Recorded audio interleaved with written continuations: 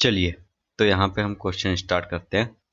हम आपको बता दें कि यहाँ पे एन के क्वेश्चन डिस्कस किए जा रहे हैं, राइट। एन के क्वेश्चन डिस्कस किए जा रहे हैं जो कि आपके जैसे एसएससी जेई वगैरह की बात करें तो उसमें डायरेक्ट क्वेश्चन उठ के आ जाते हैं, है ना। तो सबसे पहले आप प्री पे फोकस कर लीजिए थोड़ा। ऑफकोर्स मेंस भी करना है ना, पर पहले प्री निकालोगे तभी मेंस दे पाओगे, ठीक है। तो सबसे पहले थोड़ा सा अच्छे से आप प्रीवियस ईयर क्वेश्चंस लगा लो। प्रीवियस ईयर क्वेश्चन यदि लगा लिए आपने, देन उसके बाद में क्या हो जाएगा कि भाई आप श्योर हो जाओ कि प्री आपने कंप्लीट कर लिया। देखो, प्रीवियस ईयर क्वेश्चन लगा लिए, प्रीवियस ईयर क्वेश्चन लगा लिया आपने, देन उसके बाद में होगा क्या, टेस्ट सीरीज देते जाओ, टेस्ट सीरीज देते जाओ। टेस्ट सीरीज में आपके जो नंबर है प्री में आप अच्छे से कर पा रहे हो, कोई दिक्कत नहीं है, मेंस कर लो फिर, ठीक है।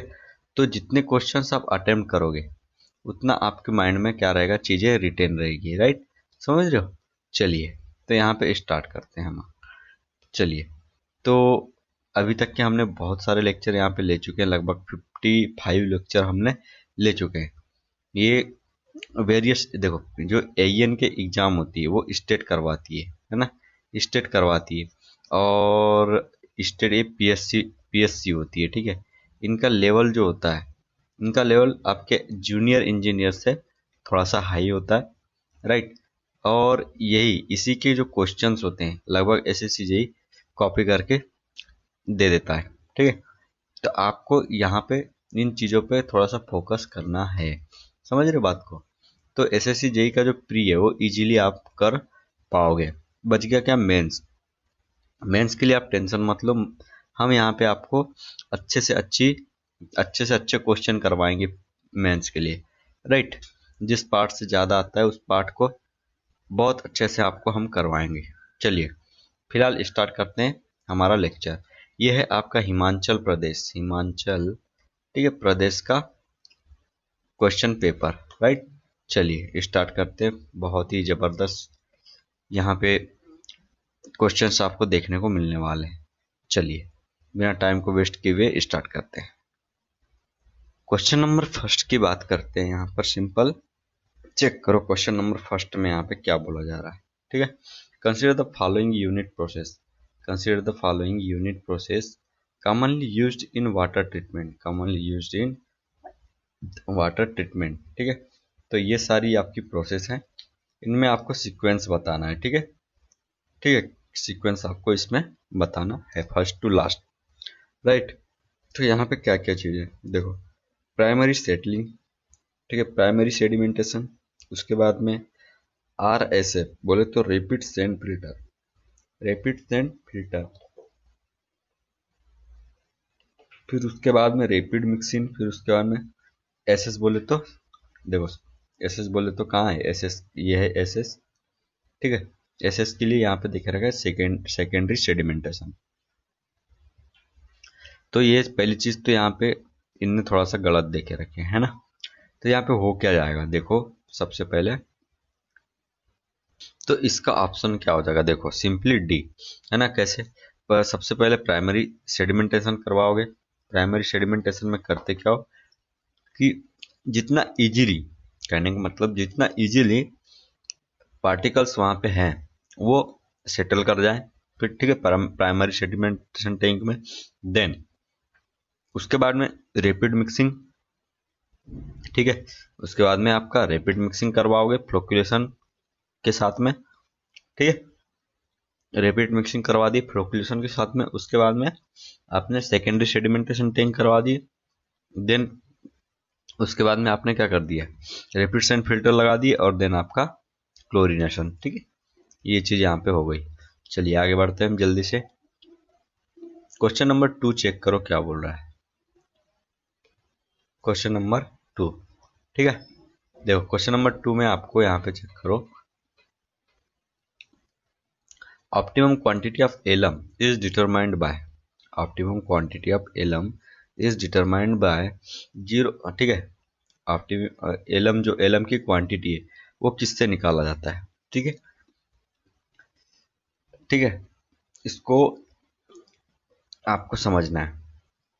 उसके बाद में zero hardness of water is achieved by, zero hardness of water is achieved by, zero hardness हम किससे अचीव करते हैं, आयन एक्सचेंज मेथड से। ठीक है, बी का तो तीसरा हो गया, बी का तीसरा, तो ये तीनों में है, राइट, ये तीनों में। सी का दूसरा चेक करो क्या बोल रहा है, सी का दूसरा, सी डिजॉल्व ऑक्सीजन, दूसरा jar test, dissolve oxygen jar test, right. तो डीओ का दूसरा ये नहीं होगा, फिर बच गया क्या, पहला।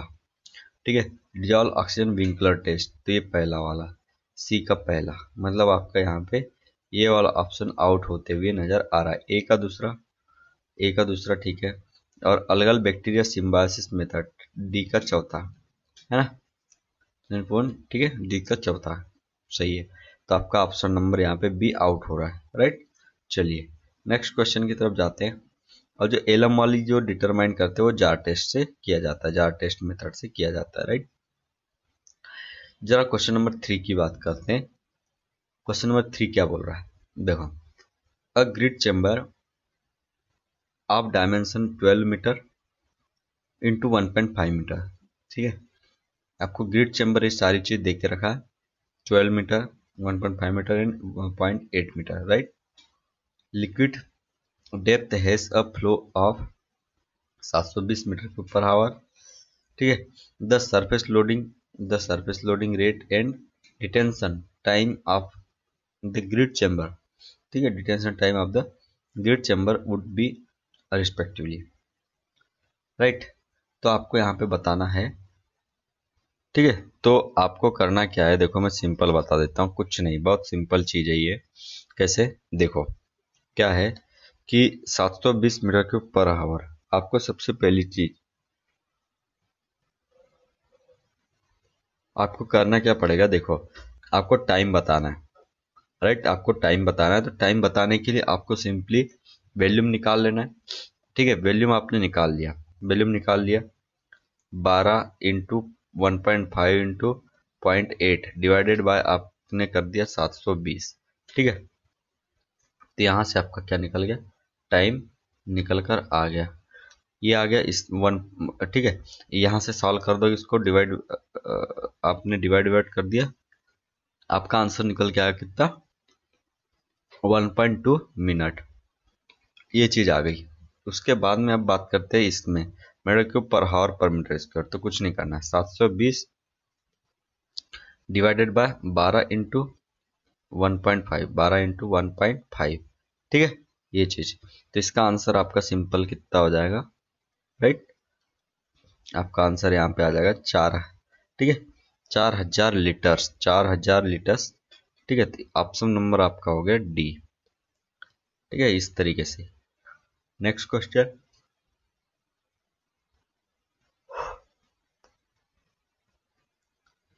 देखो नेक्स्ट क्वेश्चन में यहाँ पे बोल रहा है a certain waste has, right. Question number 4 check करो क्या बोल रहा है जल्दी से। ठीक है, a certain waste has a BOD of 162 milligram per litre and its flow is 1000 metre cube per day. If the domestic sewage has a BOD of 80 gram per capita, ठीक है, देन द पॉपुलेशन इक्विवेलेंट पॉपुल ठीक है, population equivalent of the waste would be. ठीक है, तो इसमें आपको करना क्या पड़ेगा, देखो पॉपुलेशन इक्विवेलेंट निकालने के लिए सिंपल है। ठीक है, पॉपुलेशन इक्विवेलेंट निकालने के लिए करना क्या पड़ता है, देखो total BOD inflow per day, population equivalent जो होता है आपका, कहना चाहिए यहाँ पे population equivalent, right, population equivalent, ये होता है यहाँ पर आपका क्या, total BOD, total total BOD inflow पर डे। ठीक है, total BOD inflow per day, right, total BOD inflow per day, ये चीज हो गई। और per capita BOD, right, per capita BOD, ये चीज हो गई। अब इसमें ध्यान देना है आपको। ठीक है, total BOD inflow per day कैसे निकालोगे? देखो, फ्लो आपको देखे रखा है कितना, 1000 मीटर क्यूब पर डे। ठीक है, बीओडी आपको दे रखा है 162 मिलीग्राम पर लीटर। राइट, ये दो तीन चीज आपको, दो चीज देखे रखा है और यहाँ पे बीओडी देखे रखा है। तीनों को एक साथ क्या कर दो, मल्टीप्लाई। ठीक है, करना क्या है, चेक करना है जल्दी से। 1000, ठीक है, metre cube per day, metre cube per day multiply में 162 मिलीग्राम पर लीटर। ठीक है, ये चीज हो गया। ठीक है, यहाँ पे आपको मिल गया। अब इसके बाद में ठीक है, ये यहाँ से आपने बीओडी निकाल लिया, टोटल बीओडी आपने निकाल लिया। राइट, कितनी निकल कर आ गई ये, 162। ठीक है, 1000 ग्राम पर डे, ग्राम पर डे आपने ये चीज निकाल ली। अब आपको 80 दिया हुआ है, डिवाइड कर दो तो यहाँ से पर कैपिटा आपको निकल कर आ जाएगी कितना, 20-25। ठीक है, ये आंसर आपका यहाँ पे हो गया। चलिए, ऐसे आपको पॉपुलेशन इक्विवेलेंट निकालना है। कैसे निकालोगे, देख लिया आपने कैसे, देखो। ठीक है, सबसे पहले 162 मिलीग्राम पर लीटर ये हो गया। Right, 162 milligram per litre and its flow is 1000 metre cube per day. ठीक है, ये चीज हो गई। चलिए, तो यहाँ से आपने ये चीज निकाल लिया। नेक्स्ट क्वेश्चन की तरफ चलते हैं। यहाँ चेक करो क्या बोल रहा है, carbon monoxide. Right, carbon monoxide. ठीक है, कार्बन मोनोऑक्साइड आपको दिया हुआ है, ये इससे क्या क्या चीज होता है वो चीज चेक करना है। कार्बन मोनोऑक्साइड, ठीक है, उसके बाद particular matter and nitrogen oxide and sulphur dioxide, ये सारी कहानी है आपकी। तो कार्बन मोनोऑक्साइड से आपका होगा क्या, राइट, देखो, respiratory distress for living beings, chemical reaction with haemoglobin in blood. Right, ठीक है, फिर reduction in visibility and arrow, ठीक है, एरो एलर्जेंस कैरियर। ठीक है, फोटोकेमिकल स्मॉग इन एटमॉस्फेयर। तो यहां से आपका क्या बन जाए, कौन सा आंसर आ जाएगा, चेक करो। चलिए, तो इसका आपको आंसर बताना है। देखो, बी, बी का जो आपका दिख रहा है, आपका बी है ना, B particulate matter. Particulate matter जो है आपके, पर्टिकुलेट मैटर, इसमें तो सिंपल हो जाएगा आपका। पर्टिकुलेट मैटर में की विजिबिलिटी को रिड्यूस कर देता है ये, पर्टिकुलेट मैटर जहां पर भी आते हैं यह विजिबिलिटी को रिड्यूस कर देता है। तो आपका बी का तो तीसरा होगा। राइट, तो बी का तीसरा, तो बी का तीसरा इसमें है और आपका इसमें है। राइट, अब बच गया दूसरा और दूसरा, ए का दूसरा। ए का दूसरा बोले तो कार्बन मोनोऑक्साइड का दूसरा, chemical reaction with haemoglobin in blood. ठीक है, सीओ जो होता है, सीओ है ना, सीओ आपका रिएक्शन कर लेता है किससे, CO is reacted with hemoglobin in blood. Right, hemoglobin with blood. Right, hemoglobin with blood, ये चीज ध्यान रखना है। CO, ठीक है, CO हेमोग्लोबिन, याद रखने का तरीका कोहेम। ठीक है, कोहेम, इस तरीके से याद रख लो। चलो, ये हो गया। नेक्स्ट आगे बढ़ते हैं, ये चीज हो गई कहानी, अब आगे चल लो। ठीक है, फिर उसके बाद में सी का पहला हो जाएगा। ठीक है, नाइट्रोजन ऑक्साइड का, नाइट्रोजन ऑक्साइड जो है respiratory distress for living beings. ठीक है, उसके बाद में डी का चौथा, डी का चौथा मतलब ये वाला। ठीक है, सल्फर डाइऑक्साइड होते हैं, वो फोटोकेमिकल स्मॉग बनाता है। सल्फर डाइऑक्साइड फोटोकेमिकल स्मॉग बनाता है। सल्फर SO2, एस फॉर सन, सन, ठीक है, सन, सन फॉर फोटो। ठीक है, फोटो मीन्स होती है लाइट। तो ये कहानी आपको यहाँ पे हो गई। ठीक है, इस तरीके से आंसर आपका ए हो जाएगा। चलिए, नेक्स्ट क्वेश्चन की तरफ चलते हैं। चलिए, नेक्स्ट क्वेश्चन यहाँ पे क्या बोल रहा है, चेक करो। सबसे पहली चीज देखो क्या बोल रहा है, 2 फुटिंग है, 2 फुटिंग है अपने पास में, एक सर्कुलर है और एक आपकी स्ट्रिप फुटिंग है। Circular and strip footing are founded on purely cohesionless soil, मतलब सैंड में। ठीक है, सी की वैल्यू 0 हो गई समझो। Diameter of the circular footing and width of the strip footing is same, दोनों की सेम है। Then the ratio of ultimate bearing capacity of circular to strip, circular to strip. तो सर्कुलर का पहले फार्मूला आप लिखो, सर्कुलर का यहाँ पे फार्मूला लिखो। ठीक है, सर्कुलर का फार्मूला क्या हो जाता है, सिंपल। सर्कुलर का फार्मूला आपका हो जाएगा क्या, ठीक है, अल्टीमेट कैपेसिटी ना क्यू एन यू, ठीक है, क्यू एन यू आपका हो जाएगा सी एन सी, ठीक है, सी एन सी, 1 मिनट, हाँ, सी एन सी प्लस, समझ रहे हो, सी एन सी प्लस आपका यहाँ पे क्यू एन क्यू, ठीक है, क्यू एन क्यू और plus half, half B gamma N gamma, ठीक है, half B gamma N gamma, ठीक है, बी गामा एन गामा, ठीक है, ये चीज हो गई। ये किसके लिए, स्ट्रिप के लिए हो गया, सिंपल स्ट्रिप के लिए, जिसमें से सी की वैल्यू 0 हो जाएगी बिकॉज ऑफ क्या, जल्दी बताओ, बिकॉज ऑफ आपका स्ट्रिप फुटिंग, ठीक है। चलिए सॉरी, बिकॉज ऑफ कोहेजनलेस सॉइल, ठीक है, ये चीज हो गई आपकी। नेक्स्ट की तरफ बढ़ो तो क्या हो जाएगा, सर्कुलर के लिए क्यू एन यू, सर्कुलर के लिए right, c N c plus यहाँ पे 1.3 लिख के चल सकते हैं अपन, 1.3 क्यू एन क्यू प्लस आपका सर्कुलर के लिए ना, ठीक है, सर्कुलर के लिए तो 0.3, ठीक है, सर्कुलर के लिए आपका 0.3 बी गामा एन गामा, ठीक है, ये चीज हो जाएगा, ठीक है। ये कहानी आपकी यहां तक बन गई, ओके। चलो, तो इसमें आपका सिंपली देखो क्यू एन क्यू भी आपका यहाँ पे 0 हो जाएगा, ठीक है, तो एक ही टर्म बचेगी, और किस किस के बीच में बोल रहा है, रेशियो ऑफ द अल्टीमेट, हाँ, ratio of circular to strip, circular, तो 0.3 बी गामा एन गामा, ठीक है, डिवाइड में आपका 0.5, ठीक है, 0.5 बी गामा एन गामा, ठीक है, ये चीज हो गया, ठीक है, सिंपल। तो यहां से निकल कर आ जाए कितना, 0.3 मतलब 3/5, 3/5, तो अल्टीमेट यहां से वैल्यू आ जाएगी आपकी 5×6=30, मतलब ये वाली, ठीक है। ऐसे आपको सॉल्व करना था। नेक्स्ट क्वेश्चन, चलिए आगे बढ़ते हैं फट से, जल्दी से। क्वेश्चन नंबर 7 क्या बोल रहा है, क्वेश्चन नंबर 7 क्या बोल रहा है, राइट। चलिए क्वेश्चन नंबर 7 चेक करो। If a soil is having liquid limit of, ठीक है, liquid limit of 65% and plasticity index is 50%, ठीक है, liquid limit and plasticity index देखे रखा है, मतलब आईपी देखे रखा है कितना, 50%, और लिक्विड लिमिट आपको देखे रखा है डब्ल्यू एल देखे रखा है आपको 65%, ठीक है, ये दो चीज आपको देखे रखा है, सिंपल।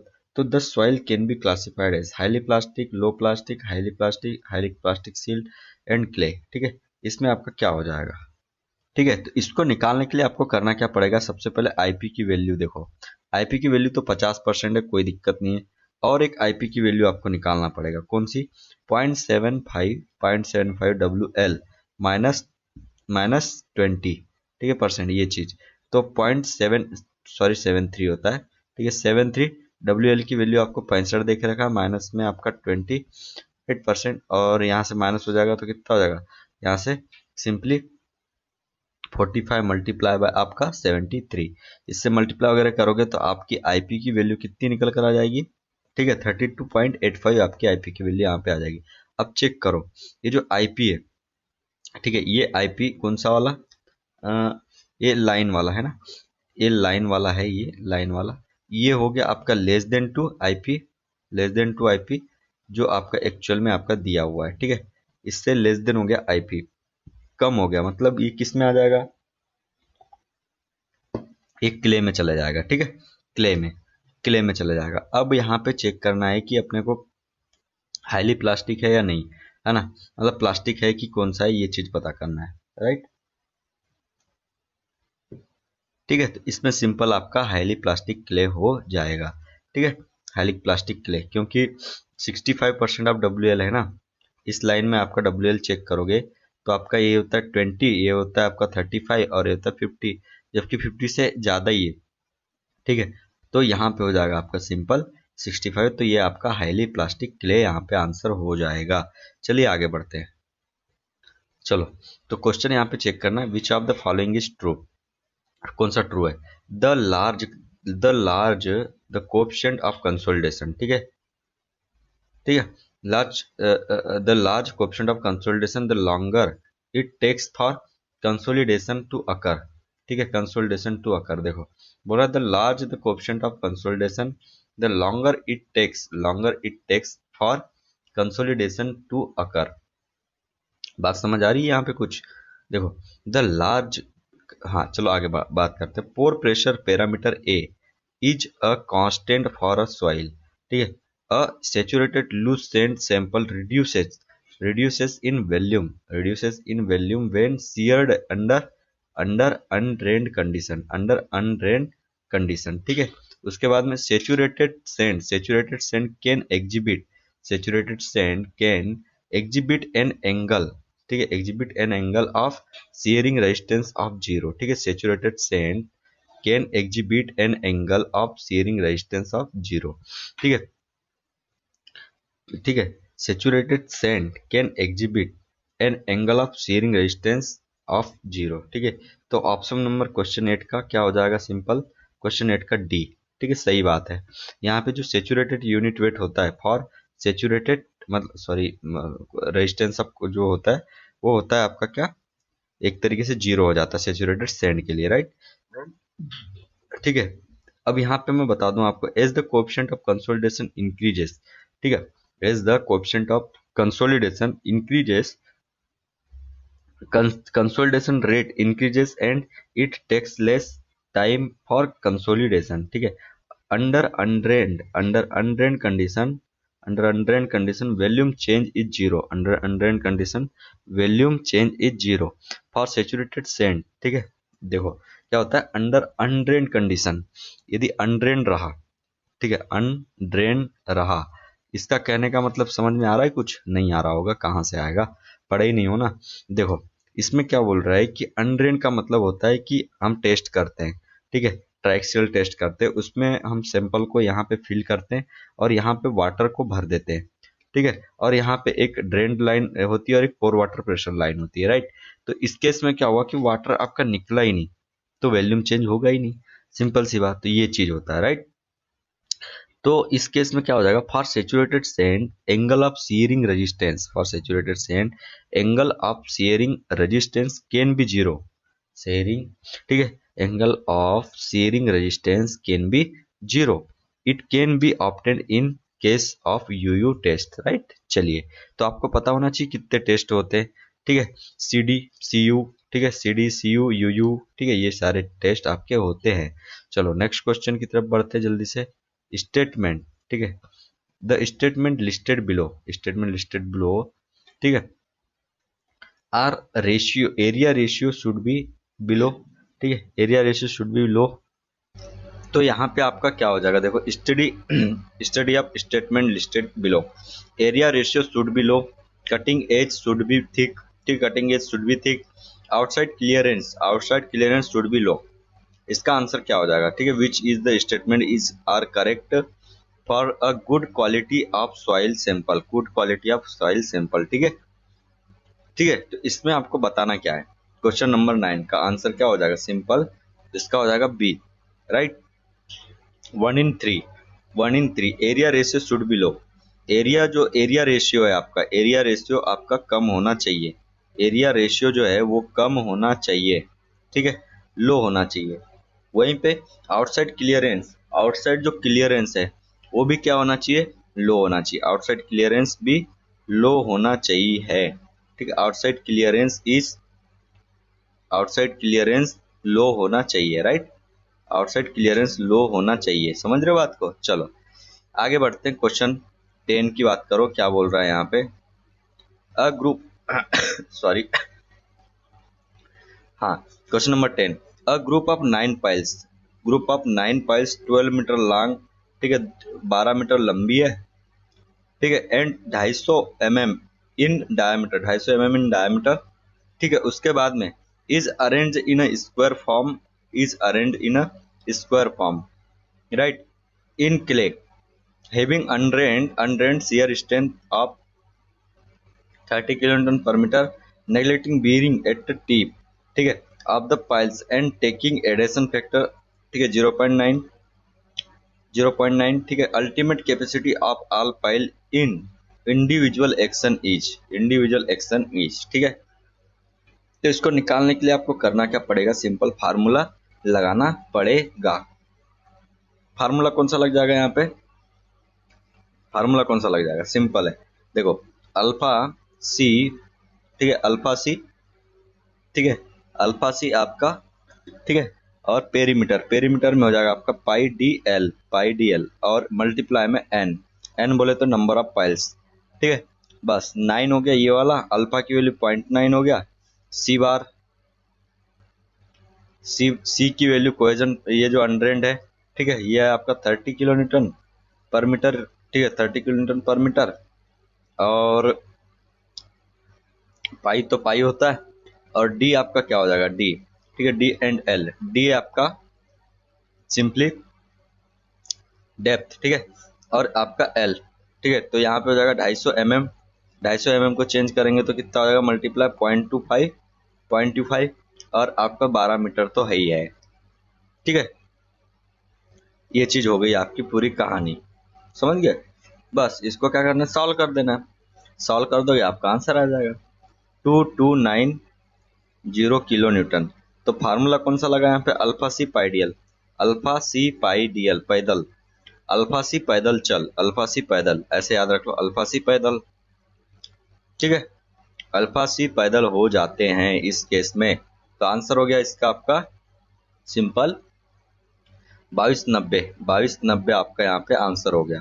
क्वेश्चन चेक करो, if the unit weight, if the unit weight of sand and clay samples, ठीक है, if the unit weight of sand and clay samples are increased by 10%, are increased by 10%, which of the following is true, which of the following is true, ठीक है, more volume reduction occurs in sand, more volume reduction occurs in sand, more volume reduction occurs in clay, ठीक है, equal volume reduction in sand and clay, ठीक है, next क्या बोल रहा है, volume reduction in independent of gamma, answer क्या हो जाएगा, ठीक है, देखो क्या हो गया यहाँ पे, if the unit weight gamma of sand and clay sample, ठीक है, आर इंक्रीज्ड बाय 10%, 10% से आपने यूनिट वेट को क्या कर दिया, इंक्रीज कर दिया सैंड एंड क्ले का, उसके बाद में आपको कमेंट करना है कि more volume reduction occurs in sand, more volume reduction occurs in clay, equal volume reduction, तो यहाँ पे आपका सिंपल क्या हो जाएगा, 11 का आंसर हो जाएगा आपका सिंपली, 11 का आंसर हो जाएगा सिंपली बी, ठीक है, 11 का आंसर हो जाएगा यहाँ पे B, more volume reduction occurs in clay, right, यदि हमने gamma of clay and sand, clay and sand दोनों को यदि हमने क्या कर दिए 20% से क्या कर दिए, इंक्रीज कर दिए, तो मोर वॉल्यूम रिडक्शन इन क्ले होएगा, या ये चीज ध्यान रखना है, राइट। नेक्स्ट क्वेश्चन चलते हैं आगे, which of the following can be considered as quick clay, ठीक है, जिसकी सेंसिटिविटी है ना, सेंसिटिविटी क्या हो जाएगी, ठीक है, क्वेश्चन नंबर 12 का सिंपल है, सेंसिटिविटी यदि 100 हो गई तो वो कहलाएगी आपकी क्या, क्विक क्ले, ठीक है, क्विक क्ले, और क्विक क्ले कोई टाइप ऑफ सैंड नहीं है, एक चीज याद रख लेना, ठीक है, ये एक तरीके से आपका नेचर ऑफ सॉइल होती है, ठीक है, a quick clay is defined as a clay where the undisturbed shear strength of the soil is at least 30 times greater than the remolded, ठीक है, remolded soil sample, ठीक है, तो ये कहानी हो गई। अच्छा, यदि सेंसिटिविटी की वैल्यूज की हम बात करें तो क्या हो जाएगा, देखो 1 2.2 to 4 4 to 8 एंड आपका 8 to 16 एंड आपका यहाँ पे ग्रेटर देन 16, ये चीज हो गई।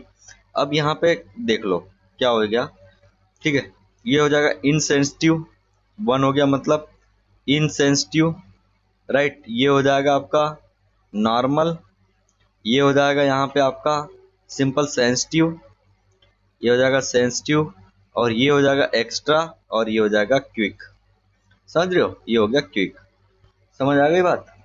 चलिए आगे बढ़ जाते हैं। ये हो गया क्विक, राइट। अब नेक्स्ट क्वेश्चन चेक करना है कि बोल क्या रहा है। ठीक है, the permeability of coarse grained soil depends on the permeability of coarse grained soil depends on। ठीक है, permeability of coarse grain, जो coarse grained soil होती है उसकी permeability किस पे डिपेंड करेगी? Mean size particle, effective size particle. ठीक है, तो इसका ये हो गया। फिर हाँ ये चीज देखो, ठीक है, कोर्स ग्रेन की जो परमेबिलिटी हो किस पे डिपेंड करेगा?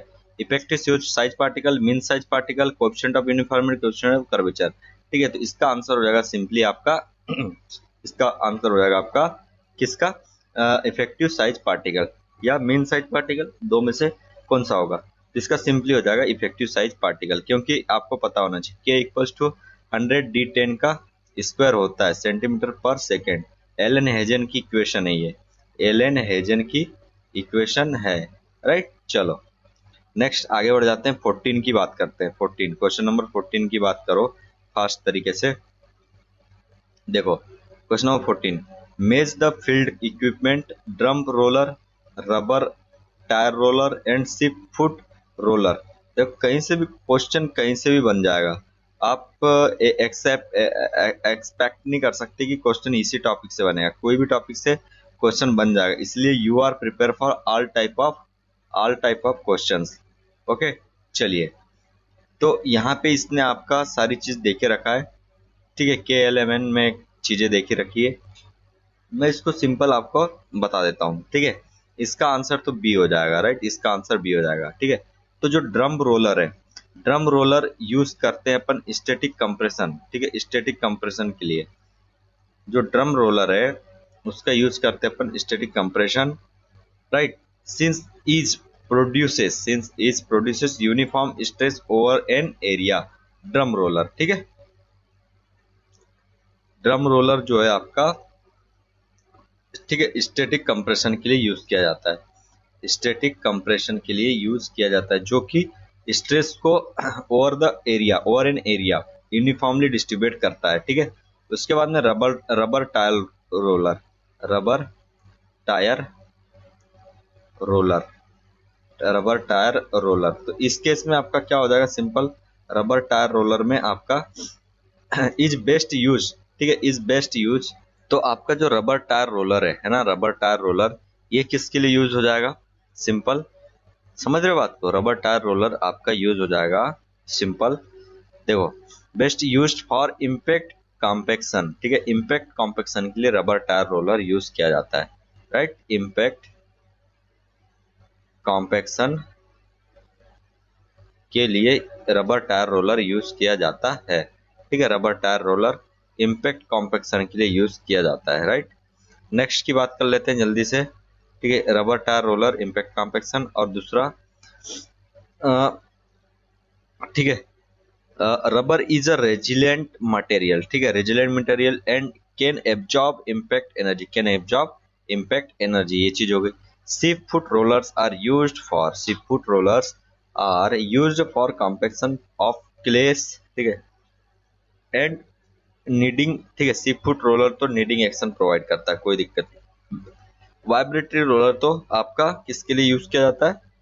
यूज्ड लेबोरेटरी, ठीक है, in laboratory for vibratory compaction, vibratory compaction जैसे कि सैंड वेंड के लिए ये चीज यूज किया जाता है। नेक्स्ट क्वेश्चन चेक करो क्या बोल रहा है, 15।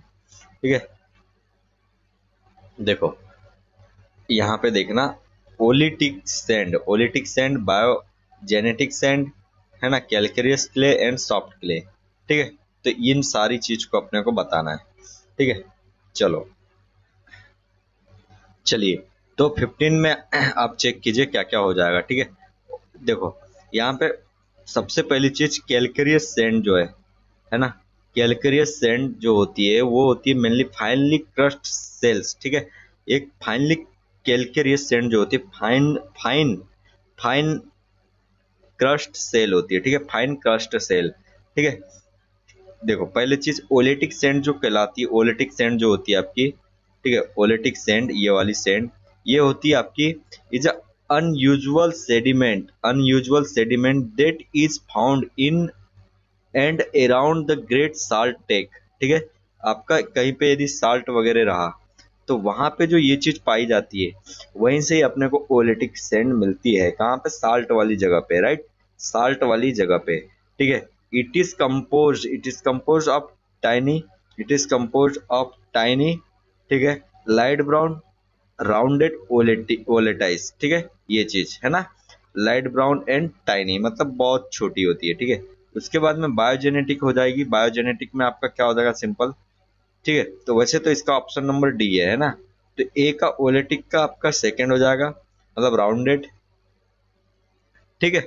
यहाँ पे हो जाएगा ये राउंडेड, ओलेटिक राउंडेड होती है, ठीक है। ओलेटिक मतलब ओ ही एक तरीके से ओ जो होता है आपका राउंडेड होता है ना, वो राउंडेड होता है, तो उसी से आपका यहाँ पे ओलेटिक बन जाएगा। बायोजेनेटिक सैंड में आपका क्या हो जाएगा? बी का थर्ड, ठीक है, बी का थर्ड बोले तो cemented, biogenetic sand is cemented, ठीक है, cemented, right, biogenetic is cemented. उसके बाद में आपका कैलकेरियस क्रशिंग स्ट्रेंथ, ठीक है, क्रशिंग के लिए कैलकेरियस बोले तो क्रशिंग, ठीक है, क्रशिंग। उसके बाद में सॉफ्ट क्ले जो है आपकी, सॉफ्ट क्ले हो जाएगी अंडर कंसोलिडेटेड, ठीक है, अंडर कंसोलिडेटेड, ठीक है, ये चीज हो जाएगी। नेक्स्ट क्वेश्चन की बात करते हैं आगे, जल्दी जल्दी देखो। क्वेश्चन नंबर 16 में चेक कीजिए क्या बोल रहा है। If water table is high in stiff clay, है ना, is water table is high in stiff clay, which of the following stabilising method should be followed, ठीक है। If water table is high, water table high है आपका stiff clay में, which of the following stabilising method should be followed. Borehole be kept full of water to a level higher than the groundwater table. Borehole be kept full of drilling mud to a level higher the ground of water table. ठीक है, borehole be cased with pipe casing, ठीक है। तो इसका option क्या हो जाएगा? Nothing needs to be done. Question number 16 का आपका डी हो जाएगा, nothing needs to be done, ठीक है। क्यों? क्योंकि देखो stiff clay are quite stable, stiff clay are quite stable on their own and hence no need to go for any stabilising method, ठीक है। स्टिप नाम में ही स्टिफ है, ठीक है, नाम में ही स्टिफ है, स्टिप क्ले है, तो वहां पे काय को हम जबरदस्ती में स्टेबलाइजिंग मेथड का यूज करेंगे, ठीक है। चलो नेक्स्ट क्वेश्चन आपका क्या बोल रहा है यहाँ पे, सिंपल 17 चेक कीजिए। For two dimensional flow through a constant head permeameter, right. देखो two dimensional flow through a constant head permeameter, right, the flow net, ठीक है, the flow net will alter if, the flow net will alter if, तो इसमें हो क्या जाएगा आपका, ठीक है। चेक कीजिए क्वेश्चन नंबर 17 में, तो इसका हो जाएगा सिंपली डे पर डी, है ना, permeameter length is change, permeameter length is changed, right, ये हो जाएगा, right, permeameter length is change. देखो क्या बोल रहा है, for two dimensional flow through, ठीक है, a constant head permeameter, ठीक है, the flow net will alter if, flow net will alter if, देखो आपका सिंपल है, इसका आंसर होगा permeameter length is change, permeameter length is change. अब इसको आप चेक करो क्या बोलता है, flow net is a function of only boundary condition, ठीक है, boundary condition and is independent of permeability, is independent of permeability, ठीक है। Head loss are number of flow line and equipotential lines, right? Hence the flow length will after it permeameter length is changed, ठीक है, ये चीज हो गया। अब next question देखना है यहाँ पे क्या बोल रहा है। नेक्स्ट क्वेश्चन है the permeability of sand in horizontal and vertical direction, ठीक है, दो चीज देख के रखा है, हॉरिजॉन्टल एंड वर्टिकल। ठीक है, के एच एंड आपका के वी, राइट। दो दो आपको देख रखा है, के वी दो चीज दे दिया है। ठीक है, permeability of clay in horizontal and vertical direction are, ठीक है, ये चीज दे दिया है। ठीक है, आपका क्ले में दे दिया है और आपका, ठीक है, ठीक है, वर्टिकल में एंड हॉरिजॉन्टल में दे दिया, राइट। क्ले का वर्टिकल एंड हॉरिजॉन्टल में दे दिया। Then the ratio of seepage, then the ratio of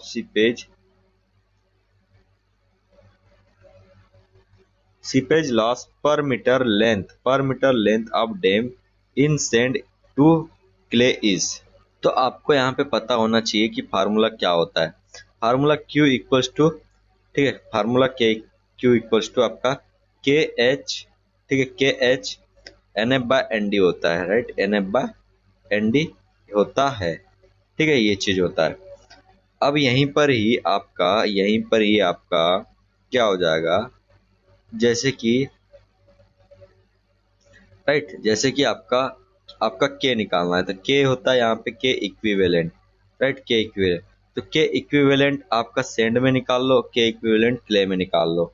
ठीक है, तो हमने क्या किया, के इक्विवेलेंट निकालने के लिए सेंड, ठीक है, सेंड में निकालने के लिए आपने क्या कर दिया, ठीक है, के वर्टिकल एंड हॉरिजॉन्टल दोनों का वर्टिकल एंड हॉरिजॉन्टल करके हमने इसको अंदर डाल दिए। ठीक है, 3 into 10 power of 3 into 10 power of -3, right. आपका मल्टीप्लाई में आपका 1 इंटू 10 पावर ऑफ -4। ठीक है, ये चीज अपन ने यहाँ पे कर दी, किस चीज के लिए, सेंड के लिए।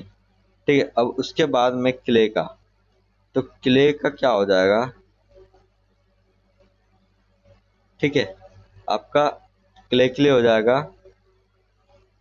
ठीक है, अंडर रूट आपका 9 इंटू 10 पावर ऑफ -7 मल्टीप्लाई आपका, ठीक है, मल्टीप्लाई आपका 3 इंटू 10 पावर ऑफ -9।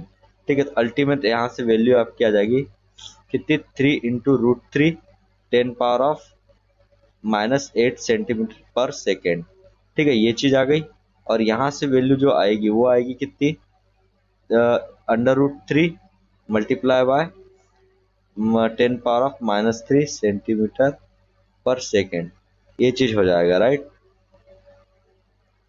अब यहां से आपको कर देना क्या है, देखो, Q जो होता है, Q is proportional to K, Q is proportional to K।